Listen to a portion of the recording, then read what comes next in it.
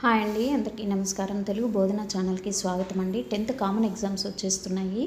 SSC exams అంటే చాలా effort పెట్టి చదవాలండి. ఇది సొంత వాక్యాలకి మన పదజాలంలో బిట్ వస్తుందండి. సొంత వాక్యాలకి 1 ఇస్తాడు, 2 మార్కులు ఇస్తాడు, లేదా ఒక్కొక్క పేపర్లో ఒక్కొక్కటి ఇస్తాడు, 1 మార్క్. అంటే మొత్తానికి 2 బిట్స్ మనం కంప్లీట్ చేయాలన్నట్టు. సొంత వాక్యాలు సొంతంగా తయారు చేసుకునేటువంటి వాక్యం అండి. ఇచ్చిన పదానికి అర్థం తెలిస్తే చాలు. బుక్లో ఇచ్చిన వాక్యమే మనం బట్టి పెట్టాల్సిన అవసరం లేదు. పదానికి అర్థం తెలిస్తే మనం ఇష్టమైనటువంటి వాక్యాన్ని తయారు చేసి రాయొచ్చు. కాకపోతే దాని అర్థంతో వాక్యం తయారు చేయకూడదండి. మనకి ఏ పదం అయితే ఇచ్చాడో ఆ పదం ఆ వాక్యంలో ఉండాలి. ఫస్ట్ లెసన్ దానశీలం పాఠంలో కొన్ని సొంత వాక్యాలు మనం చూద్దాము.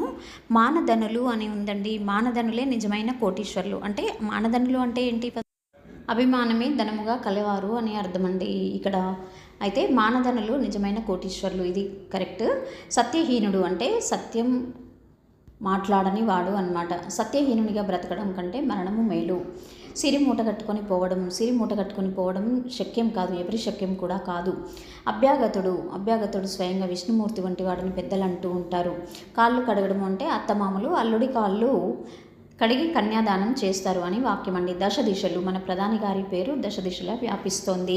గొప్ప పనులు చేసినప్పుడు అలా చెప్తూ ఉంటారు. మరి ఈ విధంగా ఇంట్లో ఉన్న వాక్యాలే కాకుండా మన సొంతంగా చాలా చిన్నగా ఆ వాక్యాన్ని ఉపయోగించి, అక్కడ ఇచ్చినటువంటి పదాన్ని ఉపయోగించి మనం సొంత వాక్యం రాసుకోవచ్చండి.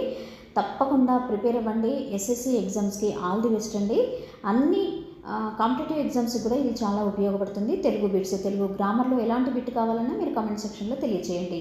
Please like, share, subscribe. Thank you అండి.